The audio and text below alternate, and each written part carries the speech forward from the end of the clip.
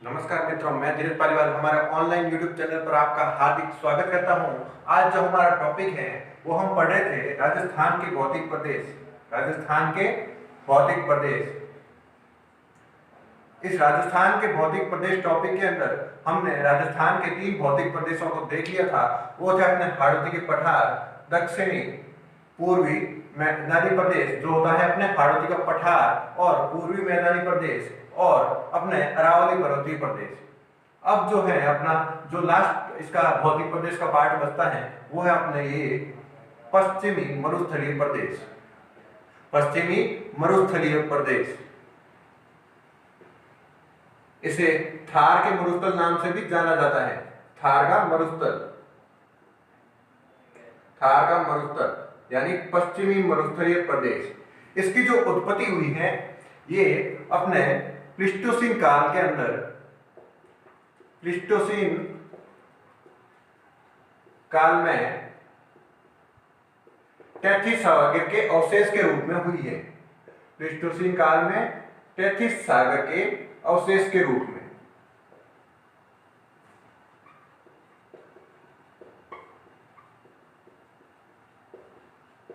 यह है अपना पश्चिमी मरुस्थलीय प्रदेश राजस्थान के अंदर, और इसे थार के मरुस्थल के नाम से भी जाना जाता है। इसकी जो उत्पत्ति हुई है वो अपने प्लीस्टोसीन काल के अंदर टेथिस सागर के अवशेष के रूप में हुई है।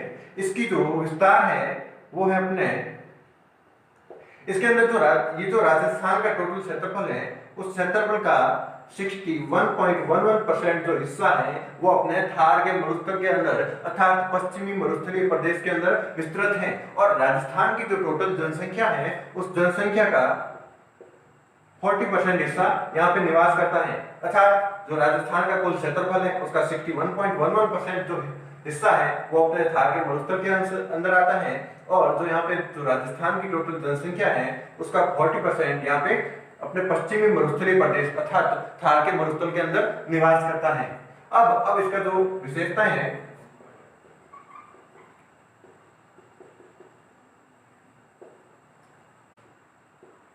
यहाँ पे सर्वाधिक जनसंख्या निवास करती है। जनसंख्या की दृष्टि से विश्व का सबसे बड़ा मरुस्थल।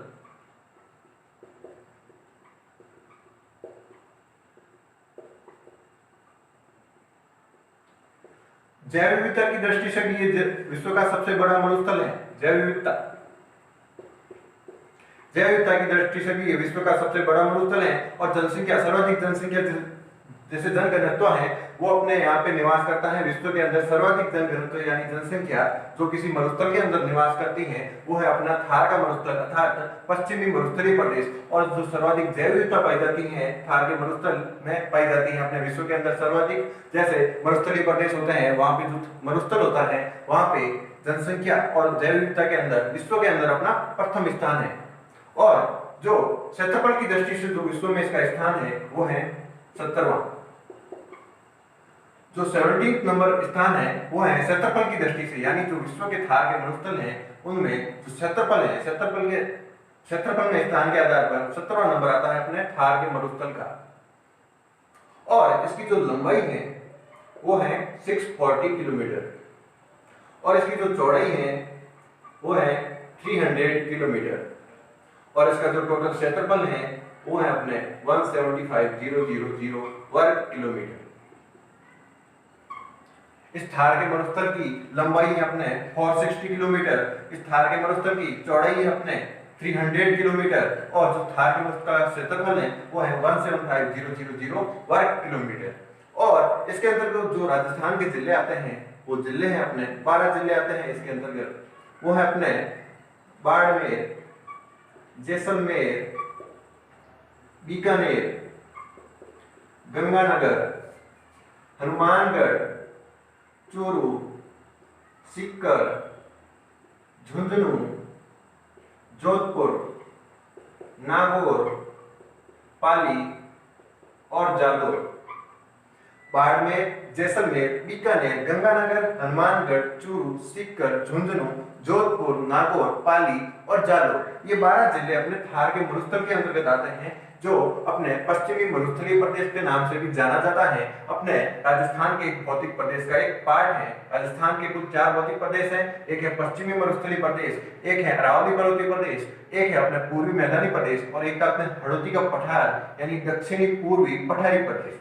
और इस जो पश्चिमी मरुस्थलीय प्रदेश है, इसकी उत्पत्ति हुई अपने प्लीस्टोसीन काल में टेथिस सागर के अवशेष के रूप में, और इसका जो विस्तार है यानी इसका जो राजस्थान का 100% क्षेत्रफल है उसके अंदर 61.11% क्षेत्रफल है वो अपने पश्चिमी मरुस्थलीय प्रदेश यानी थार के मरुस्थल के अंतर्गत आता है। और इसकी जो जनसंख्या है राजस्थान की वो अपने उसकी 40% जनसंख्या अपने थार के मरुस्थल के अंदर निवास करती है। और जनसंख्या की दृष्टि से और जैव विविधता की दृष्टि से ये विश्व का सबसे बड़ा मरुस्थल है, और जो क्षेत्रफल की दृष्टि से है उसके अंदर इसका विश्व में 70वां स्थान लगता है। और इसकी जो लंबाई है वो टोटल लंबाई है 640 किलोमीटर, और इसकी जो चौड़ाई है वो है 300 किलोमीटर, और इसका जो क्षेत्रफल है वो है 175000 वर्ग किलोमीटर। और इसके अंतर्गत जो जिले आते हैं वो 12 जिले हैं अपने ये। और अपने यहाँ पे जो प्रमुख नदी है इस थार के मरुस्थल की वो प्रमुख नदी है अपने लूणी नदी।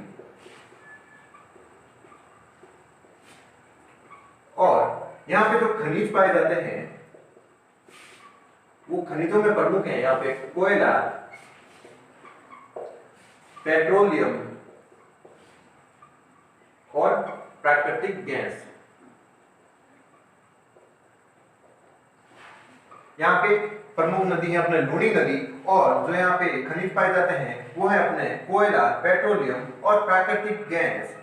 और इसमें जो अपनी आग्नेय चट्टानें हैं उन आग्नेय चट्टानों की प्रधानता है। आग्नेय चट्टानें, यहाँ पे जो प्रमुख चट्टानें पाई जाती हैं वो है अपने आग्नेय चट्टानें, और उनके अंदर जो खनिज पाए जाते हैं वो है अपने कोयला, पेट्रोलियम और प्राकृतिक गैस। और यहाँ की जो प्रमुख नदी है वो है अपने लूणी नदी। इस प्रकार ये था इसके कुछ विशेषताएं और इसकी उत्पत्ति कैसे हुई और इसका विस्तार किस प्रकार है। अब हम इसका देखेंगे वर्गीकरण। अब जो हमारा थार का मरुस्थल है इसको 2 भागों में विभाजित किया गया है, वो है शुष्क रेतीला मैदान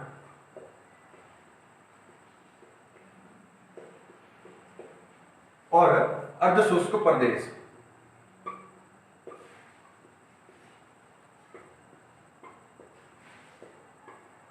इस पश्चिमी मरुस्थलीय प्रदेश यानी थार के मरुस्थल को 2 भागों में विभाजित किया गया। इसके अंतर्गत है शुष्क रेतीला मैदान और अर्धशुष्क प्रदेश। ये जो शुष्क रेतीला मैदान है इसको भी 2 भागों के अंदर विभाजित किया गया है, और इसमें आते हैं अपने एक है बालू का मुक्त क्षेत्र यानी यहाँ पे बालू का स्तूप नहीं पाए जाते, और एक है बालू का युक्त क्षेत्र यानी यहाँ पे बालू का स्तूप पाए जाएंगे।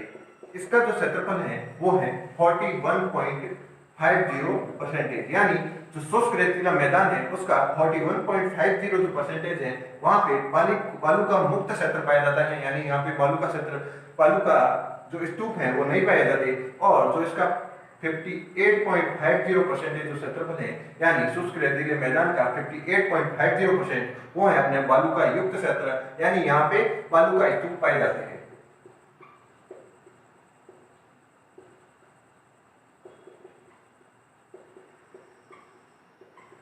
और ये जो बालू का मुक्त क्षेत्र है इसमें कुछ इंपॉर्टेंट पॉइंट्स हैं, जैसे यहाँ पे लू, अपने गर्मी के अंदर यहाँ पे जो गर्म हवाएं चलती हैं उन्हें लू के नाम से जाना जाता है। गर्मियों के अंदर चलने वाली गर्म हवाएं। मावट, जो अपने यहाँ पे सर्दियों के अंदर जो बूंदें पड़ती हैं, जो सर्दियों के अंदर जो बरसात होती है उन्हें मावट कहा जाता है।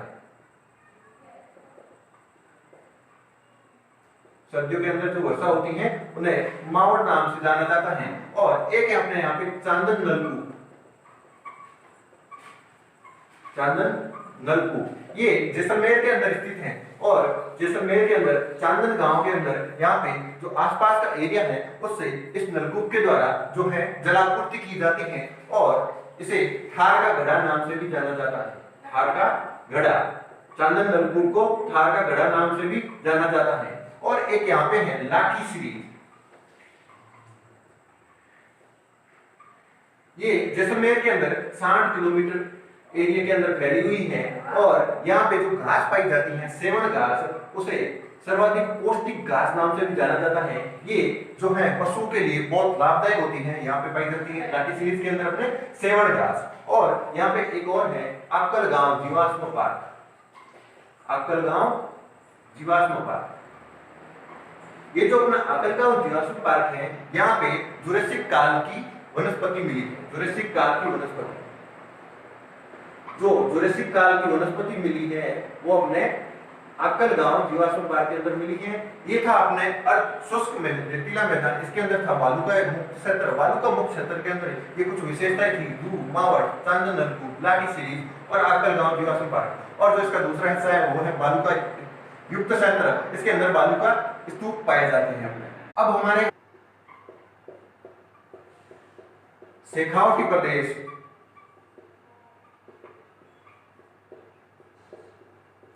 नागौरी उच्च भूमि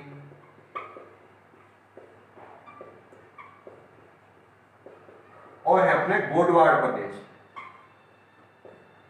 ये जो अपने घग्गर प्रदेश है, ये घग्गर प्रदेश का विस्तार है अपने गंगानगर और हनुमानगढ़ जिले के अंदर। और हनुमानगढ़ जिले के अंदर जो घग्गर नदी का जो प्रवाह क्षेत्र है उसे नाली नाम से जाना जाता है। अर्थात इसकी एक विशेषता हो गई नाली। नाली किसे कहा जाता है? जो घग्गर नदी है उसका प्रवाह क्षेत्र है, उसे हनुमानगढ़ के अंदर नाली नाम से जाना जाता है।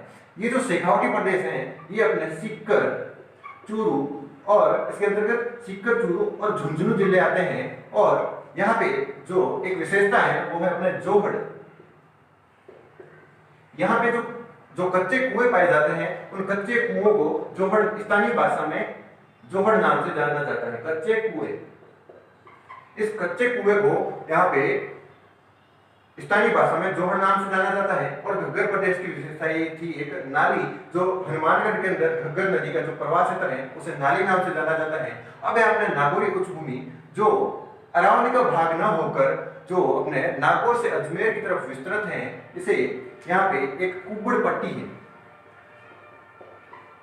कुबड़ पट्टी, ये अपने नागौर से अजमेर की तरफ विस्तृत है और ये अरावली का भाग नहीं है।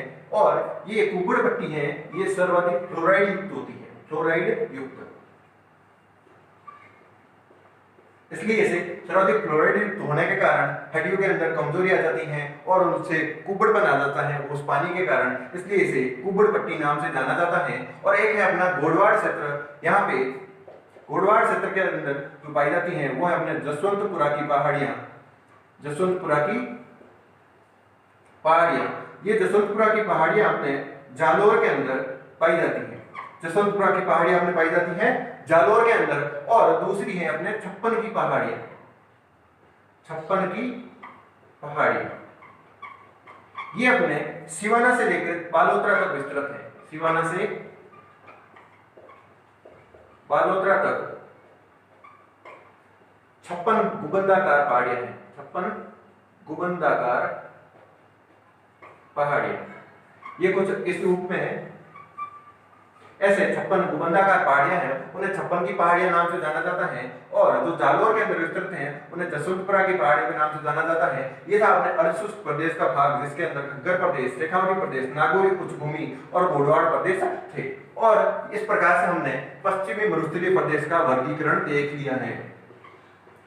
ये अपने पश्चिमी मरुस्थलीय प्रदेश यानी थार के मरुस्थल का वर्गीकरण समापन होता है। और इस प्रकार हमने राजस्थान के भौतिक प्रदेशों को भी पूरा देख लिया है। उम्मीद करते हैं आपको ये वीडियो पसंद आया होगा। पसंद आया तो इसे लाइक कीजिए, शेयर कीजिए और हमारे चैनल को सब्सक्राइब कीजिए और ऐसे ही हमारे साथ बने रहिए। आपका बहुत बहुत धन्यवाद।